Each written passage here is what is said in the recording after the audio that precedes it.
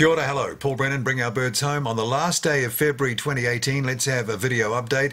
It's been a couple of weeks since the previous update, and in that time we've been making progress. You would have seen some of the things that we've been doing from the social media posts of the last few weeks, and we'll get to those as we summarise the situation in just a moment. First, again, though, I'd like to thank everybody for supporting our campaign. We've been going for just over a year, and thanks mostly to those people who've put donations into the Give a Little page. It's still open, by the way, givealittle.co.nz/cause/Bring Our Birds Home. Without those donations, we just wouldn't be where we're at today. We still need help, so if you can make a donation, small or large, whatever, it all helps, and we'll thank you so much for it. Go to the page and it's a simple process. Speaking of donations, we're just about to file with the company's office our trust application. We have our trustees signed up now, and once that formality has been taken care of, our lawyer in Wellington, Richard Fletcher, will help us with our application to become a charitable trust. We see no problem there. We tick all the right boxes, and once we have achieved that status, the Bring Our Birds Home Charitable Trust will be able to talk to bigger donors who will have the benefit of the tax breaks they expect from making larger donations and being involved with the charitable trust. So it's all good. So let's update you on where we're at the end of February, just over a year since we started this campaign, and we'll go through the airframes, the DC-8 firstly, ZK-NZC, the last remaining original Air New Zealand DC-8 left on the planet at Manaus, Brazil. It's still sitting there. Just before Christmas, you may remember, we were so close to doing a direct sale deal with Infraero, the company that owns the airport at Manaus and who own the airframe.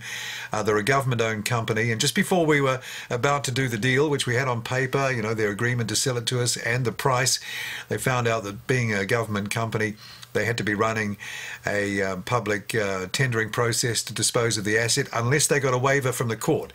They've applied for that waiver, and we're just having to deal with the speed of bureaucracy in that part of the world, as our agent Cesar Nogueira out of Sao Paulo, Brazil puts it, to be patient, to be relaxed. He's in contact constantly with Infraero management. They tell us it's all good, just be patient. It will come through that waiver, and then we can do a direct sale deal.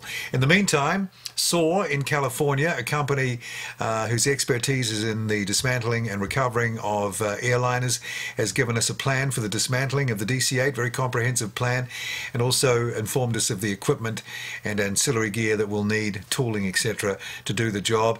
And we're very close with our transportation partner in New Zealand to having a pretty well nailed down price on transportation of the DC-8 airframe from the port in Manaus all the way back to New Zealand and on to Wanaka. So we're waiting on Infraero to give us the green light to make that sale. Also, we've been contacted by Andrei Zarkov of the Patriot Air Museum in Menino, just out of Moscow. This is the Air Force Museum there. They have some fantastic artifacts you can see from the pictures I'm putting up at the moment. They also have expertise in dismantling large aircraft. On the screen here I have a picture of a Tu-104 that they dismantled and shifted a year or so ago. They've offered their help. And this is a fantastic development because Bring Our Birds Home is bigger than New Zealand now. I'm constantly getting contact from people overseas, really enthusiastic about what we're doing and offering help. And I want to thank Andre for coming forward and offering his expertise. We are talking with him right now. We're getting an idea of the sort of services they can provide and the expertise they have. Remember, they've done all this before many times.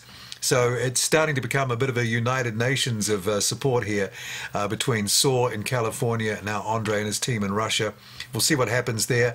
But that's the DC-8.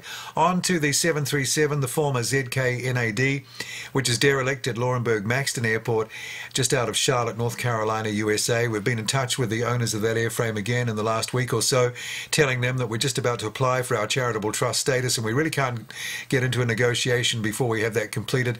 They're understanding of that. They've said, take your time. It's not going anywhere. We're keen to do a deal with you. So I want to thank Jenks and his team for being patient there. In the meantime, I've been talking with Doug Scroggins of Scroggins Aviation. They are an old company, been around for a while, located at Mojave in California. Doug's out of Las Vegas, though. Their background is in dismantling airliners, parting them out and selling the parts. More recently, they've become a supplier of props to the TV and film industry. industry. Indeed, the Sully movie, the props in the Sully movie have been provided by Doug and his company. He has two JT8D-15 engines for sale. You might have seen the picture of them on the semi-trailer on the Facebook page. We're really interested in those engines. The price is fantastic. They've just come off a corporate jet, and he's willing to put them aside and let us do what we need to do to get into a position to be able to purchase those engines for a very reasonable price. Not only that, he has a supply of parts that could apply to the 737 and DC-8 flight instruments, control surfaces, things like that. So we've got a parts pipeline developing now, and that's a great development. And the DC-10, we're waiting for Mario, the ambassador from Cuba to New Zealand, to give me a meeting time. I can come and see him for the third time face-to-face, and he can update me on the progress he made on his recent visit back to Havana, Cuba, in us getting closer to securing the last DC-10, last Air New Zealand DC-10 on the planet, sitting there, as you can see in the footage, derelict at Havana, Cuba. So that's where we are at with the airframes. Of course, the Electra and 747 are still in service for another 3 to 5 years, and we've talked to the owners. They know we want the aircraft, so we don't have the same sort of sense of urgency with those as we do with the DC-8, 737 and DC-10.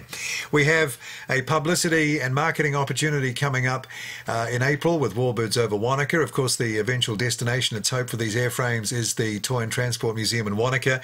We have the opportunity through Mark Gwynn in Auckland of maybe utilising a DC-8 rudder, which is sort of surfaced as a promotional item over that time to maybe drum up some publicity, possibly sell some merchandise and pull in some donations and really just inform people of what we're doing. That's a great opportunity. We're talking with Mark at the moment, and hopefully we'll have a deal on using that rudder for that occasion and to have on display for a period of time in the museum. We've just got a bit more talking to do on that one. But that is an opportunity that just sort of sprung up. Who would have thought an Air New Zealand DC-8 rudder was lying around somewhere in Auckland? It turned out that there was one in a warehouse, and we're talking to Mark about that. So watch that space for developments. So that's the update for the end of February. Thanks again for supporting Bring Our Birds Home. As soon as anything new happens, you'll hear from us. See ya.